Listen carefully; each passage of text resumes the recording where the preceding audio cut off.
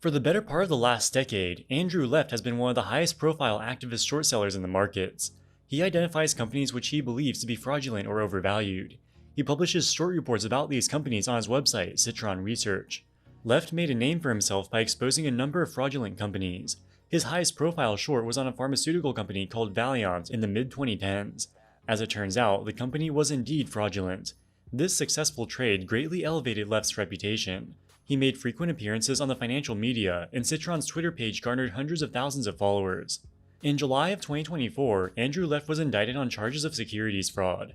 The government alleges that Left used his short reports to manipulate the stock prices of the targeted companies, while he quietly cashed out on his positions almost immediately. If convicted, Left could face up to 25 years behind bars. At the time, we published a video going over the government's allegations against Left in great detail. You can find a link to that video in the description below. Over the past year, there have been a number of interesting developments. Andrew Left pleaded not guilty on all charges, and says he did nothing wrong. Despite his ongoing criminal case, Left continues to operate Citron Research, and actively gives long and short recommendations on various stocks. He is currently out on bail, and his trial is expected to happen in 2026. In this video, we'll look at Andrew Left's side of the story. Is he really the greedy conman the government says he is? Or is he a legitimate short seller being unfairly persecuted for his success? First, let's look at why the government believes Andrew Left committed fraud. Many thousands of investors read Citron's research reports and buy or sell stocks based on their recommendations. On average, a targeted stock declines 12% on the day Citron publishes a short report. Andrew Left would initiate a large short position in the stock shortly before publishing the report. He would cover his position shortly after releasing the short report, sometimes even on the same day. In other cases, he would buy put options for the stock with expiry dates shortly after the planned publication date. He releases the report, the stock price falls, and his put options pay out massively. This was a very profitable enterprise for Andrew Left. During the relevant period, the government alleges that he made $20 million of trading profits. Being an activist short seller is not a crime in and of itself. Covering your positions right after you release a short report is not a crime. To commit fraud, you need to deceive investors into buying or selling a stock. So how does the government allege that Andrew Left deceived investors? The government never alleged that the actual contents of Citron's short reports were false. For example, in 2018, Citron published a short report targeting a cannabis company called Cronos. Left said that the stock was overvalued, the company's distribution agreements were probably smaller than most people believed, and they had to do a product recall due to pesticides being found in their product. All of these allegations were true, or at least Left believed them to be true at the time. So where's the deception? The alleged deception has nothing to do with the content of Left's research. It instead revolves around his own trading activity. At the time the report was released, Cronos' stock price was about $12. In the report, he gave a price target of $3.50. On the day Citron released the Cronos short report, the stock price fell to approximately $9. At this point, Andrew Left covered approximately 75% of his position. That same day, he appeared on CNBC, where the host asked him about his own trading. You're short, you say you remain short. When did you put that short on, and will you take that short down to 350? Oh, I don't. Come on, Melissa. You always ask that question, and it's irrelevant when I put it on or when I'm going to take it off. What's relevant is the information here's what's that's in the relevant. report. Here's what's relevant to people watching. Are you just as short the stock right now as you were at the beginning of the day? I took a small size of the position off today. Yes. Okay. But I'm still extremely short this stock. I believe the stock trades down to where it was just 3 weeks ago, $6. Okay. And then right down to 350. Yeah. Andrew, great to speak with you. Thank you. He said he took a small size of the position off today, but he remains extremely short the stock. By this point, he had already covered 75% of his short position. Andrew Left tried to give his short reports more credibility by giving the impression that he had more skin in the game than he actually had. Citron Research is not a hedge fund. It is owned and operated by Andrew Left. It only invests Andrew Left's personal money. Citron has never managed outside capital, but you wouldn't get this impression if you read their investor letters. Citron would periodically publish purported investor letters on its website. Here's one that was released in 2019. It says, quote, "For the first half of 2019, the fund generated a gross return of 36.6% and a net return of 24.7% after fees and expenses," unquote. This letter gives the impression that it is addressed to Citron's outside investors. They have a net return which is lower than the gross return. That's because the outside investors need to pay management fees to Citron. The problem is, no fees were ever paid because Citron never had any outside investors. Andrew Left was trying to create the false impression that Citron was a successful hedge fund. This would give his short reports more credibility, and people will be more likely to follow his recommendations, thus increasing his ability to affect stock prices. Andrew Left's trading strategy revolved almost exclusively around the immediate price impact catalyzed by the publication of Citron's research reports. In private communications with his associates, Left explained that creating a catalyst is the best way to make money. Catalyst refers to the publication of a Citron short report. He also told an associate to only trade on the day of the article or the day before and max out $50,000 of options. Get out immediately on the Catalyst. Stop gambling. Only play Catalyst. According to the government, Andrew Left fraudulently established his credibility by pretending that Citron is a successful hedge fund and that he has high conviction in his short and long positions. In reality, he's just trying to manipulate stock prices and flip them for a quick buck. Andrew Left entered a plea of not guilty and denies any wrongdoing. Let's hear his side of the story. In January of 2025, he gave an interview on CNBC about 6 months after he was indicted. I've never been accused by the SEC or DOJ of ever lying about a company. That's the key thing. I speak the truth about companies. My opinions are truthful. As for trading, everyone has to trade with their own risk tolerance. I can't tell you how to trade. I wish I had Warren Buffett's patience. Someone else's trading acumen. Right. So can you imagine if this is true? Any guest on CNBC has to come on with their lawyer in the background, because I'm sure people are going to be discussing NVIDIA 100 times today on TV.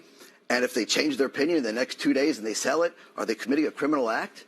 Well, that's what I was going to ask you. I was going to ask you how you think about the, folks like a Roaring Kitty, for example, and you think about his circumstances, meaning he seems to be able to move stocks materially, and at some point I think he's getting in or out of them when he puts up a meme, and your circumstance. See, forget about Roaring Kitty. How about the millions of people a day who are on Twitter, who are on Reddit? How about the hundreds of guests you have on CNBC? And they have to update their trading positions with their statements. If you trade this is within the how very many interesting days? issue about sort of the First Amendment, right, on one end, which is your ability to actually go out and express an opinion, and the question of the distinction between expressing an opinion and the idea of manipulation, right? Fair enough. How do you think about that? Well, if your opinion is based on fact, an example, on the activist short campaigns that they discuss, all the 4 activist short campaigns are down 90%. Most are down 99%. 3 of the 4 turned out to be complete frauds. Okay.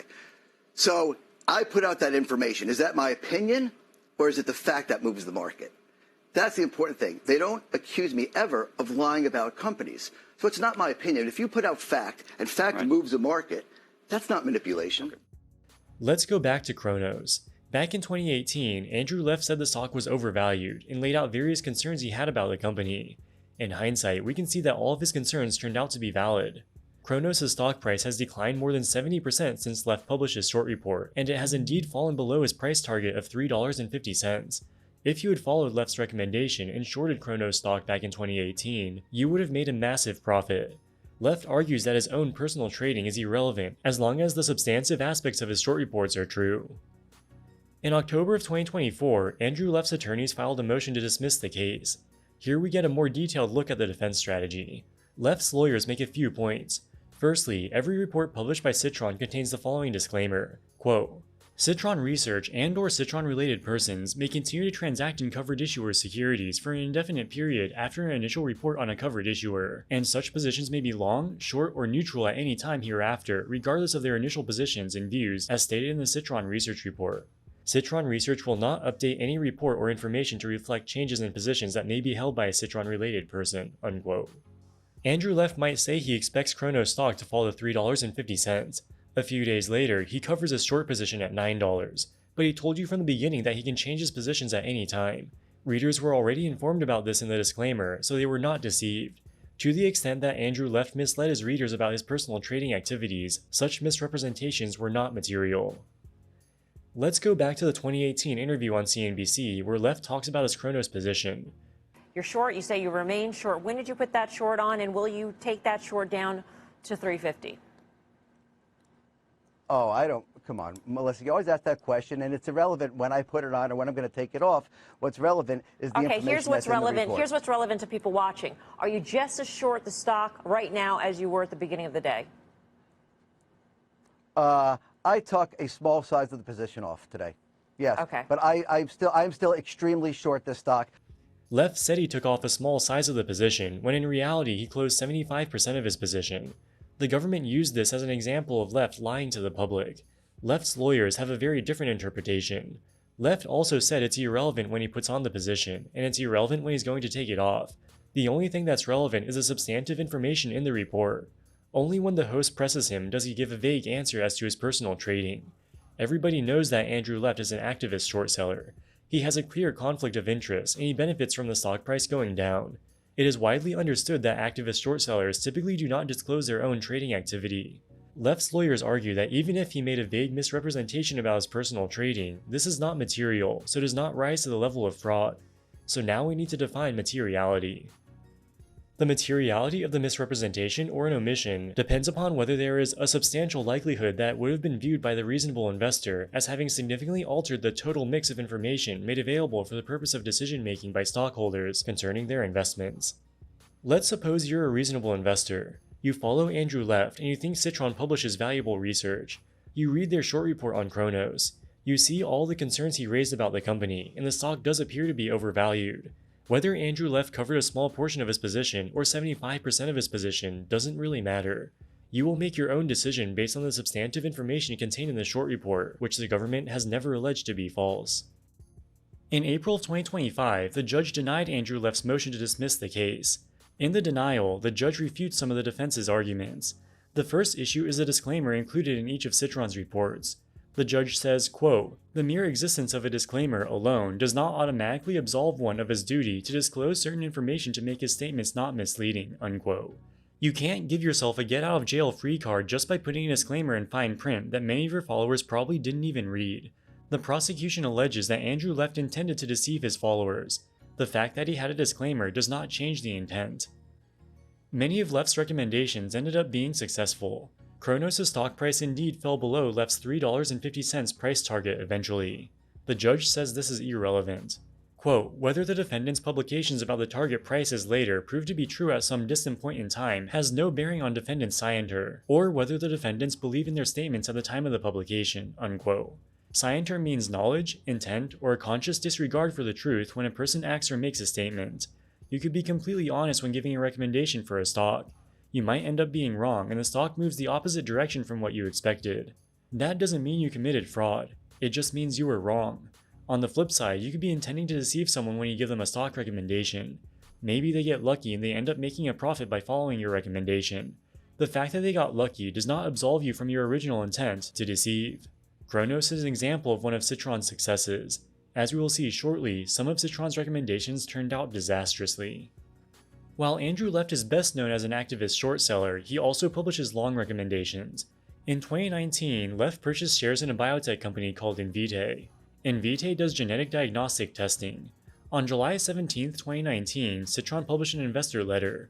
The letter said, quote, "We continue to add to our position at current levels.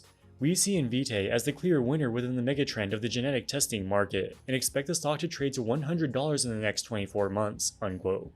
At the time, Invitae's stock price was around $24, so the $100 price target implied a massive gain. Later in the letter, Left wrote, quote, "We are not concerned about next week's earnings as we would happily buy more on the dip," unquote. This portrays a high degree of conviction in his bullish position. Even if Invitae reports disappointing earnings, Left will just buy more shares because he is so confident in the company's long-term prospects. Despite saying he expects the price to increase to $100, Andrew Left started selling shares of Invitae between July 18th and July 25th at an average price of approximately $24. He only sold some of his shares. By July 25th, Left still had a sizable long position in Invitae stock. Between July 25th and 30th, Left held private discussions with one of his associates. He expressed his desire to get the stock to $30. He asked his associate, quote, "What can I put in a tweet to juice it?" unquote. He was asking what he should tweet to maximize the impact on Invitae's stock price. On July 31st, 2019, Citron Research published a report titled, "Citron Explains Long Position on Invitae, the most exciting company you have not heard of." On the day of the report, Left tweeted saying he was, quote, "certain that Invitae is on its way to $100, unquote. The report said, "Citron Capital will continue to stay long until the stock hits at least $65, as we believe it is on its way to $100. At the time, the stock price was approximately $25. The report claims that Invitae has become the leader in the explosive area of diagnostic genetic testing. The company uses proprietary AI to constantly get a better understanding of genetic makeup to deliver more accurate results at an increasingly lower cost. This massive database of customer tests has become their indestructible moat. Citron expected Invitae to generate $500 million of revenue in 2020. Based on an 18 times price to sales multiple, he comes up with a price target of $100 per share, about 4 times greater than Invitae's share price at the time. In the days leading up to the release of the report, Left adjusted the price target in internal drafts of the report from $60 to $100. He presumably did this because he believed a higher price target would induce more people to buy the stock. The SEC alleges, quote, Left's actions of internally changing the amounts of the target price from $60 to $100 at a time when he was privately discussing his hope to move the stock to $30 demonstrates that his selection of a price target was not tied to any specific analysis, but rather was used to manipulate and influence a target company's stock price in a way that benefited defendants, unquote. Following the publication of Citron's Invitae research report, the stock price did increase somewhat. Left and Citron Capital began selling stock that very day at prices at or around $27 to $28. The bull case for Invitae did not play out. In 2024, the company declared bankruptcy and the stock price fell to zero. Left previously stated his intention to stay long Invitae until the share price hits at least $65. In reality, he exited his entire position in 2019. The share price never hit $65. Was Andrew Left deceiving his readers with his Invitae long recommendation? He never made any false statements about the company itself, but he was being deceptive about his trading intentions. But was this deception material? We need to look at the full context. Citron's research report on Invitae was very short. In total, it was only 4 pages long. Almost an entire page was taken up by a stock price chart and evaluation table. The quality of the research was very poor. The report talks about what a great company Invitae is, but provides almost no evidence. The report includes a quote from Invitae's CEO talking about how great the company's product is. This is pretty worthless, as every CEO can be expected to talk up their own company. On its merits, the report is not compelling at all.